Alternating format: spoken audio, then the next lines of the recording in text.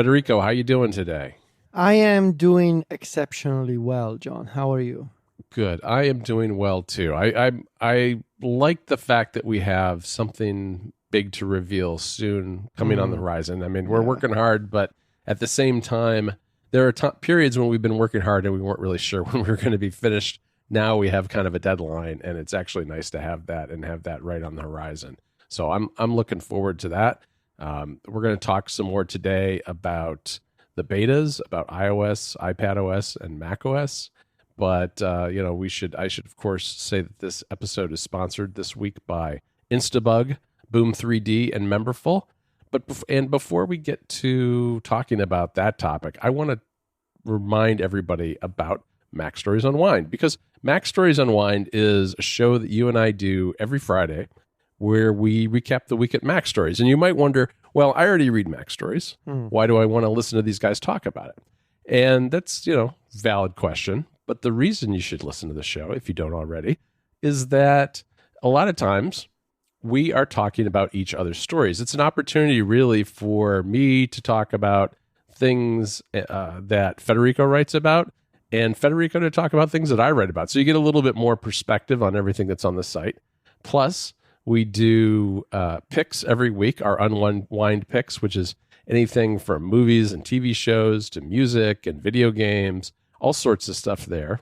And we also talk a little bit about app stories in the club as well. So it's really every aspect of Mac Stories that's happened during the past week, plus a little bit extra fun stuff. So there's always something going on there. And because it's Friday, a lot of times we're over caffeinated and we have a lot of fun with that show. Yeah, really, it's a fun show, and we get to talk about games, we get to talk about movies and TV shows at the end, and we always add in a bit of context on the stories that we published on the club, on Mac Stories, on the podcast. So it's a fun show to, wrap up the week.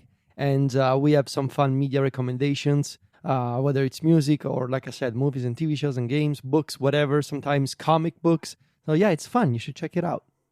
Yeah, definitely. And I think that kind of media stuff is something that Federico and we don't have any other outlets for that at the moment. And I think it's something that we'll probably start doing more and more of. But right now, the best place to get that is in Unwind, because this is kind of the stuff that we're enjoying during the course of the year. Mm-hmm. All right, Federico, why don't we dive in? And why don't we start with iOS and iPadOS 15? Because, of course, we can't have this conversation without talking about the latest changes to Safari, because we just got the public beta, and right before that, the developer beta 4. And there were a lot of changes to Safari, and I really don't think they were for the better, unfortunately. Yeah, this is hard to.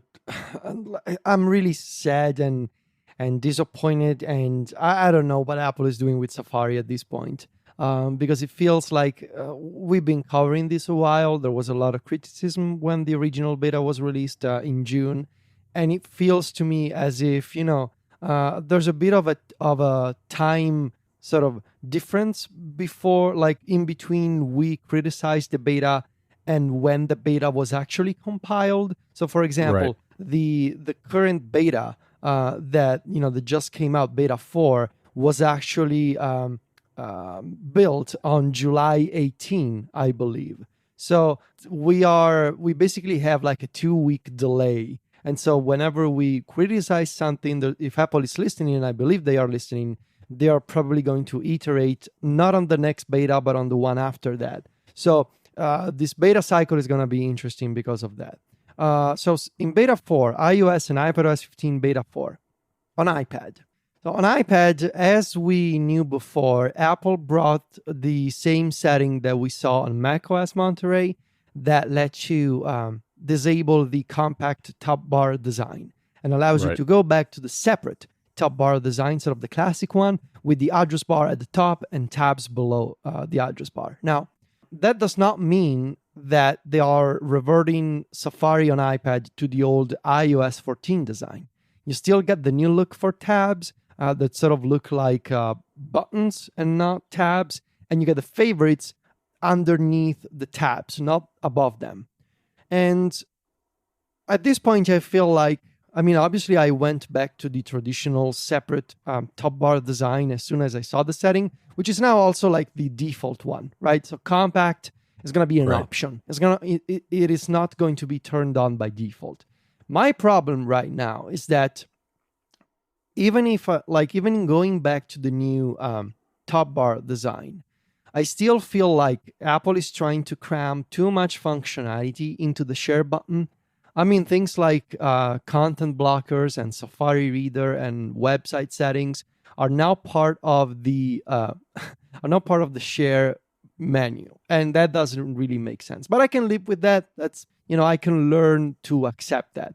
My main issue is the design of the tabs. I tweeted a screenshot a couple of days ago showing Safari for iPadOS 14 and 15 side by side, and to me, tabs on the old Safari, they look so much more clear, and it's so much more obvious which one is the active tab compared to the new Safari. In the new Safari, sure, the active tab gets slightly more dimmed. I think it's supposed to show you like a selection state. And to me, that's not really enough, visually speaking. I don't think it's an accessible design. I think it's very confusing. And I can tell you already so many times, I struggled to understand which one was the active tab in Safari for iPad. And I accidentally clicked another one because I thought I was on a different page. I really hope that, and we're going to talk about the iPhone next, but I really hope that Apple revises this design and goes back to a more traditional tab appearance. I think that one of the big problems with the tabs is the fact that the favorites are sitting below them, because it disconnects those tabs from the page that you're viewing, which makes it hard visually to understand which one is the active one. And you're right, there is a shading difference depending, whether you're in light mode or dark mode. But I have found both on the iPad and the Mac, where I use dark mode on both, the active tab is highlighted in a light gray, and it tends to make me think that the tab itself is the address bar and not the address bar that's sitting above it, which is funny because it's kind of the way the design started, where you had to actually click on the tab to get to the address bar. Now it feels like even more so like I should be clicking the tab to get to the address bar for some reason. I make that mistake several times a day, especially when it's only a couple of tabs open, because the tabs get so wide that it's not just that they look like buttons, it's like that they look like text fields. The shape of the tab, really do. Right? I mean, the shape of the tab is exactly the same as the address bar, and that's not good, because that makes it very easy to mistake one for the other. So yeah, I hope that changes as well. I'm doing as you did. I have gone to the new default, which is the separate address bar and tab bar, and it's not great. The hiding things behind the share button to me is reminiscent of what we saw with Mail on iOS. Yes. Which version was that, Federico? I don't remember. 12 maybe? 13. 13? Okay. This episode of App Stories is brought to you by Instabug. Building mobile apps presents challenges. Bugs, crashes, and performance issues can be a nightmare for developers. But what if you could not only detect all of those issues, but understand the quality of your app from your user's point of view? Instabug's lightweight SDK grabs all of the insights you need to build quality apps through comprehensive bug and crash reports, performance monitoring, and real-time user feedback, all in one SDK. With Instabug, you can continuously monitor and measure the performance of your app as perceived by your users. Engage with your users by letting them report issues and questions right inside your app. Get all of the information you need about bugs, crashes, and other issues, and fix those issues in record time, all with a focus on privacy and security. And you don't have to worry about the hassle of switching to a new tool. It only takes a minute to integrate Instabug into your app, and it fits right within your workflow, with support for things like Jira, Slack, Trello, GitHub, and Zendesk, or whatever you use to handle issues. Join over 25,000 top mobile developers around the world who use Instabug to ship high-quality apps. Go to try.instabug.com/appstories today to check it out. Again, that URL is try.instabug.com/appstories to check out Instabug today. Our thanks to Instabug for their support of the show. But yeah, it's tough. But I think we should really focus on the iPhone because for me, and I want to start off just by saying one of the problems I had initially with the very early betas of Mac OS was that there was too much crammed into a narrow strip of window. You know, it was the address bar, it was the tabs, it was some buttons, that at least the ones that weren't hidden. And I feel like Apple has made the exact same mistake later now on the iPhone because in making buttons more visible in this latest iteration on the iPhone, everything's been crammed into this narrow strip at the bottom of the screen, and it's just way too much. There's too much going on down there, and I don't dislike having the address bar on the bottom myself. I think I could get used to that. But the situation has gotten far worse, I think, now than it was even in the initial beta, just because I look at it and I wonder where should I tap if I want to enter a new URL. Yeah. So on iPhone, there's a bunch of problems, but really the core issue for me is like I'm not against the having a single having the address bar at the bottom. I understand the benefits of having key navigation and UI elements close to your thumb at the bottom of the screen, especially as phones are getting bigger. I understand that. The problem is not placing the top bar at the bottom. The problem is twofold. Trying to cram too much UI into a single bar and having that bar be floating on top of website content.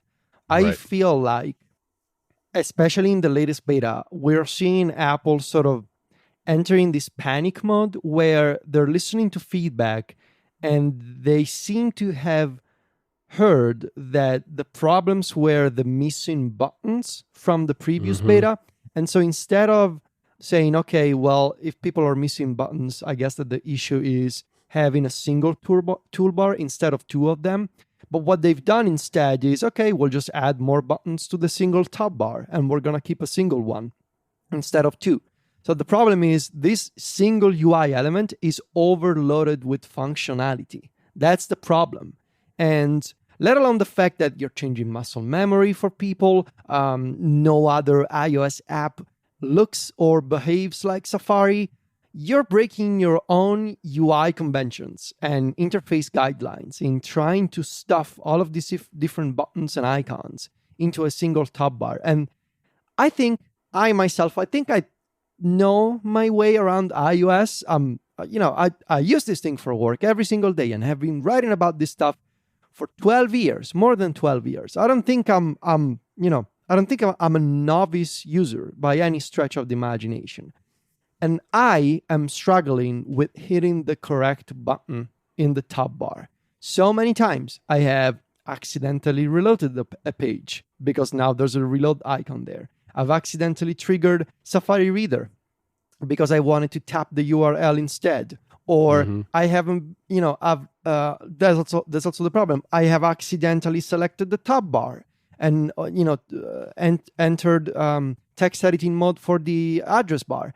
Like, there's too many buttons close to each other in a single element that also floats on top of stuff, and it's constantly jumping around. I think Safari for iPhone, and I think Safari, broadly speaking, I feel like it's commendable the fact that Apple is trying to go a different way about what a web browser should look like in 2021. I appreciate the effort, but I think what we've seen so far is this design is very polarizing. And I feel like it's okay to try a redesign and understand that maybe it doesn't quite work yet, or maybe it needs more work. I would recommend Apple to even temporarily put this design on the shelf. Go back to the original separate, there's a toolbar at the top, there's a toolbar at the bottom. Respect your own UI conventions.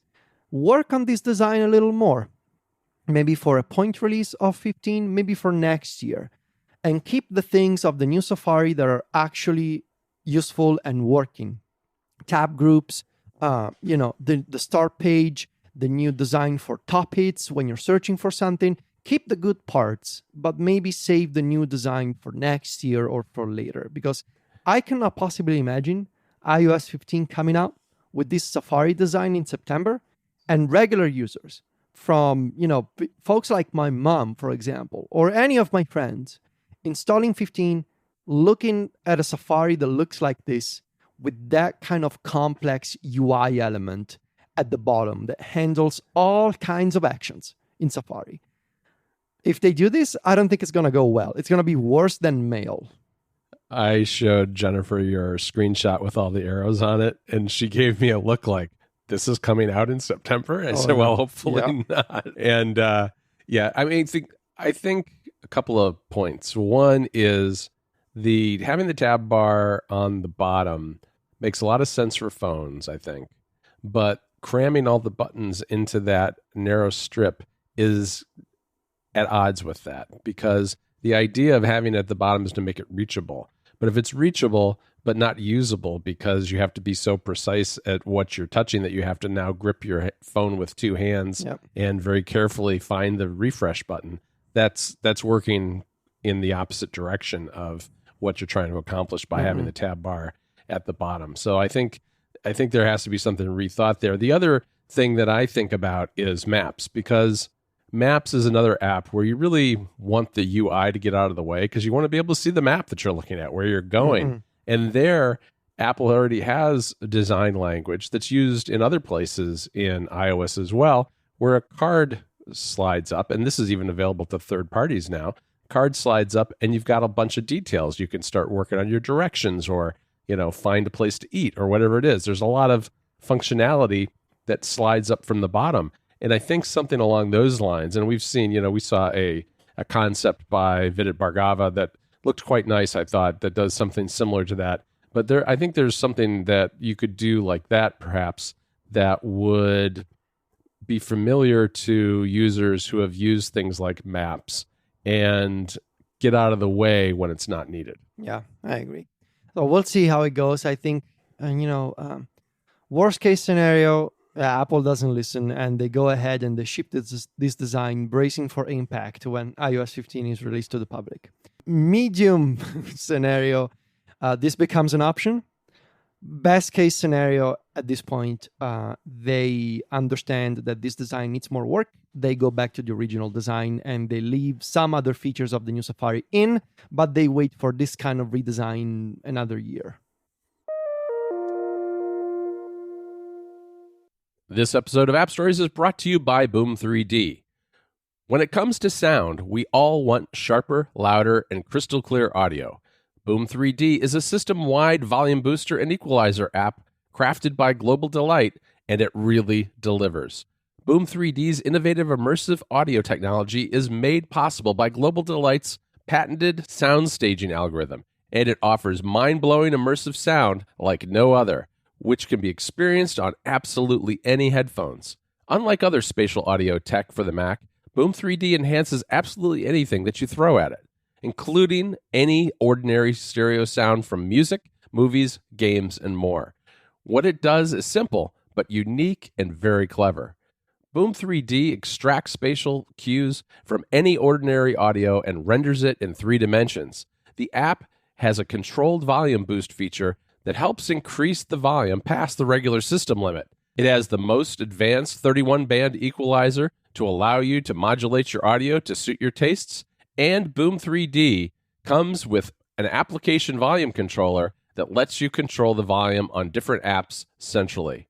It enhances all of your audio and even automatically creates the perfect sound profile for your Mac. Boom 3D comes with a range of nifty audio effects too that can improve the sound experience with all of your equipment. I started using Boom 3D again recently, and I love it. Its 31-band equalizer and sound boosting performance is really unparalleled. It works great over the speakers on your Mac, but also particularly when you plug in those headphones. It sounds terrific. And if you add effects, it can be perfect for listening to music and playing video games. Boom 3D is available on the Mac and on Windows 10, and Boom is available as a standalone music player on iOS and Android. The newer Macs sound great, but Boom 3D will take your sound to a whole new level. It comes with a free 30-day trial, so give it a go and see how you like it. The app is currently available for 70% off, which is a terrific deal. So if you like what you hear, head on over to bit.ly/appstories-boom3d or click the link in the show notes and grab your license while the sale is still on. It's a one-time purchase that will work on 2 devices for a lifetime. So go on over and learn more about Boom 3D using the link bit.ly/appstories-boom3d or click the link in the show notes. Our thanks to Boom 3D for their support of the show. John, talk to me about the Mac. What's the current state of the Monterey beta?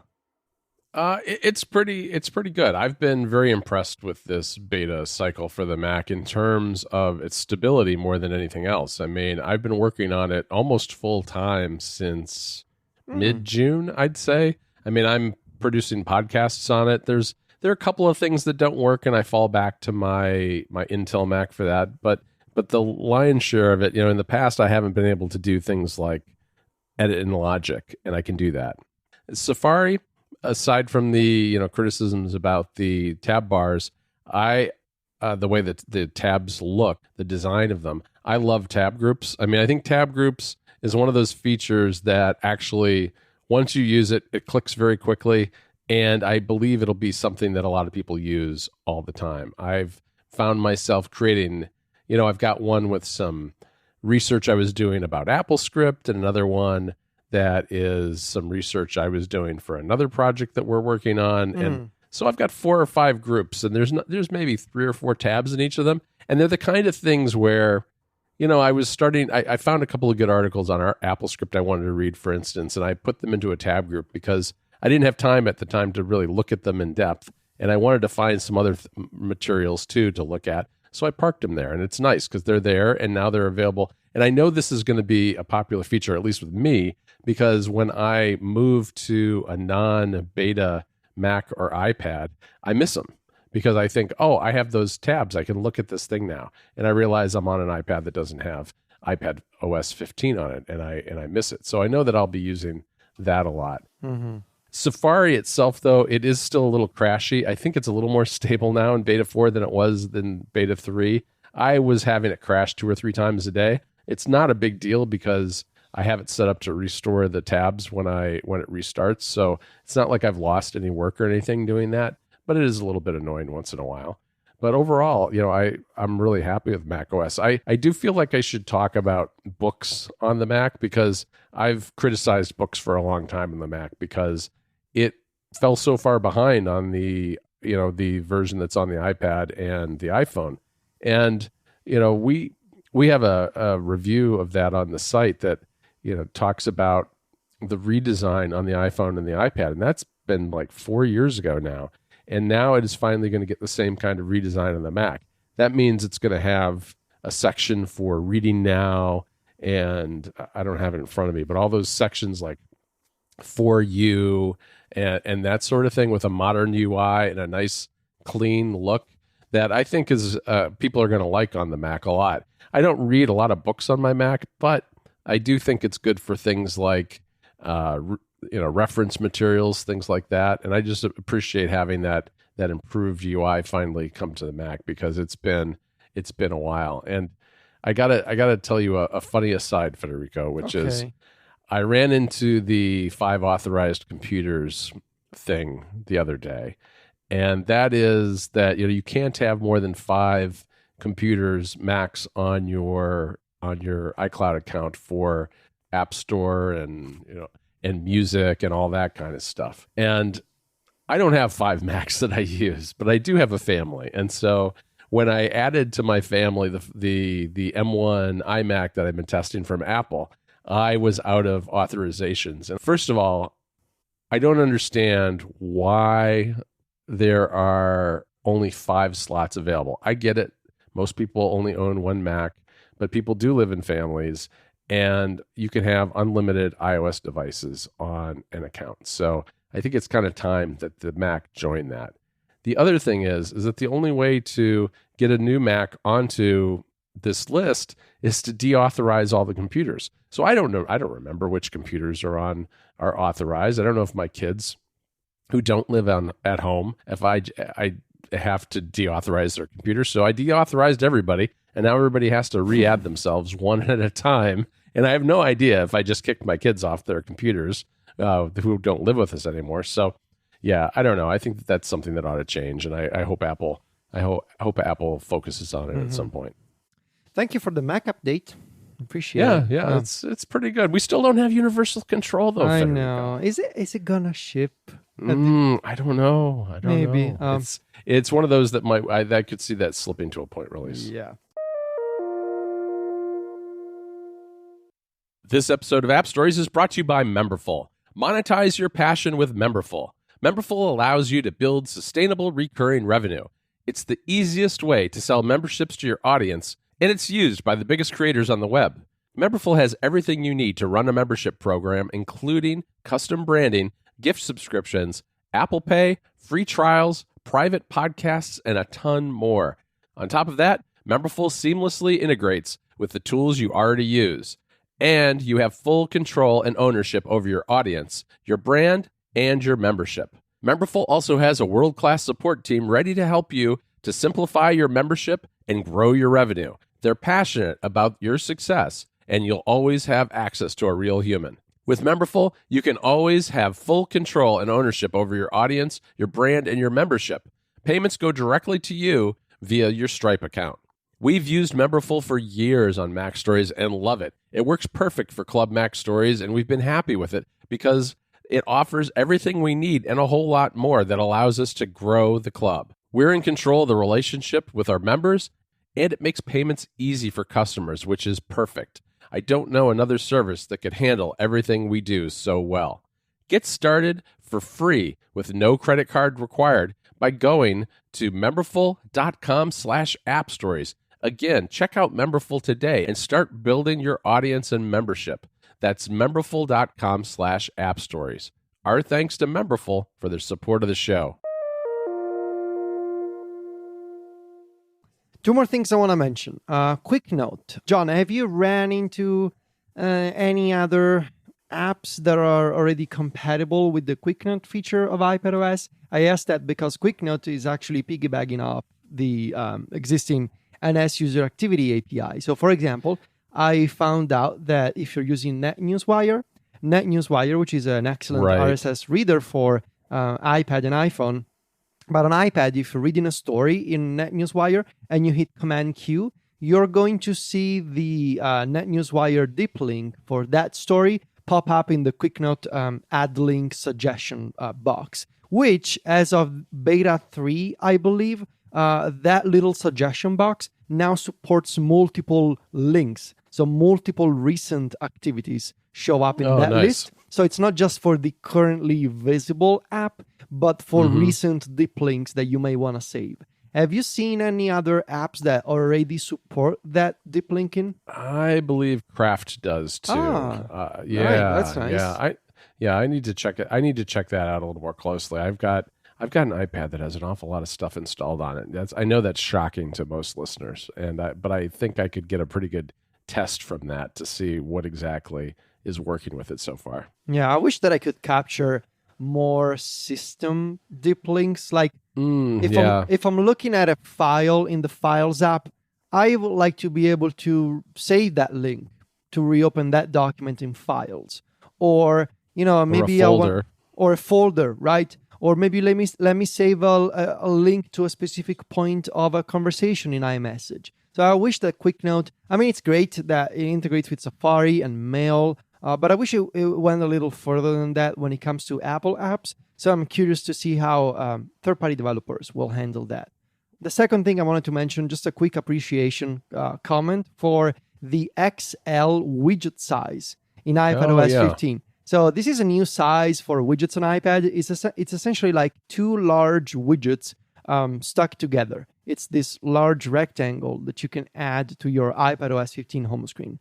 There's a bunch of Apple widgets that already support the new XL size. As of beta 4, podcasts as an XL widget. But there's also TV, Game Center, calendar, files, and maybe the App Store. I really love the calendar one. It's on my main page of the home screen on iPad because it's an excellent really? way to, yeah, it's a top right Excel calendar widget. Because I have a lot of podcasts on a weekly basis. You do. I save upcoming music and video game releases. We have our own Skype calls and meetings for Mac Stories, and I have family events and personal events. And it's not the Excel calendar widget is a really nice way to get like an overview of your entire sort of a week and upcoming events. And I think it's the perfect use case for that. Yeah, I think it's the best one so far that I've seen, and I've got it on my second page of my iPad Pro at the moment. It is a great way to kind of see what's coming up over the next several days. I looked at, for instance, the music one, and I think the music extra large one has the same amount of information as just music the regular has one. large Good call. Yes, music has one. Yeah, music has one, but I don't. As much as I originally thought I would use the music widget, I don't really use it that much because it's showing me what I recently played, and usually what I recently played isn't what I want to listen to. I mean, sometimes it is, but a lot of times I'm looking for something new. I'm not looking to play the same thing over and over again. So I don't use it a lot. You know what I love? I'm just going to say it. Excel shortcuts widget. Please, come on. Oh, yeah. Let me add 20 shortcuts or 30 shortcuts to an Excel widget. Please. I mean, why? And why then not? use two, and then fit two of them on the page, and then you've got twice as many. You know what also has it? Contacts. Actually, this is going to sound strange. Contacts as one of the best widgets. It's a new widget in iOS and iPadOS 15. It is nice. I love it. And you know why I love it? Because it's based on a private API. So it shows you real-time information for your favorite contacts' focus status. So I can see, for example, when John is driving, if John enables Do Not Disturb while driving. Or I can see John has a focus mode activated. Same with, Mike and Steven.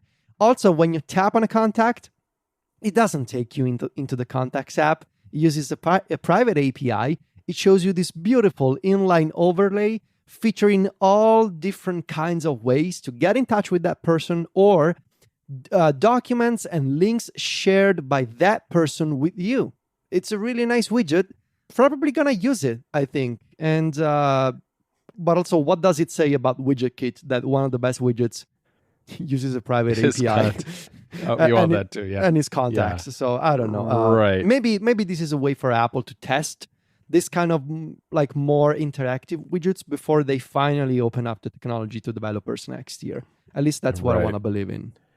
Yeah, maybe. And it also feels a little bit like a tentative step towards redesigning contacts, because that app essentially hasn't really changed hardly at all over the years. And what you just described is a lot more useful in terms of it allows you to very quickly contact someone or see their status. We should talk about Focus, because I have actually found Focus to be really good, because I know that when you've got your focus mode on, you're heads down writing, I know not to bother you. And I actually kind of appreciate that. I mean, you can bother me and I won't see it. Well, that's the thing is sometimes it does two things. It does two things for me. I see it and I think, all right, I'm just going to jot this down and mention it next time Federico's kind of pops up in my messages app, or I will send it to you anyway. And I just know that you're not going to see it for whatever it is, an hour or two. So I've kind of liked it. I've been creating more of them. I've got a driving one, nice. I've got a writing one, and I've got an exercise one, which I enable with a shortcut as soon as I start exercising, because I found I don't mind like getting a message on my watch when I'm out running or something, if it's important, if it's like one of my kids or Jennifer or something like that. But I don't want like group threads necessarily pinging me, especially if they get active for a while I'm out running, and I don't want email alerts coming through for the most part. There's a lot of things that I normally let through if I'm working that I'm not going to want to have buzzing my wrist while I'm in the middle of exercising. Mm-hmm. So I've been really happy with Focus. And I think, and it's great across all platforms. That's the other thing. The fact that when you turn one of these on, I don't have to worry about, did I remember to put it on with my phone because I turned it on my Mac? It's just automatically everywhere, which is really nice. The other feature I think that I'm going to use an awful lot going forward is live text.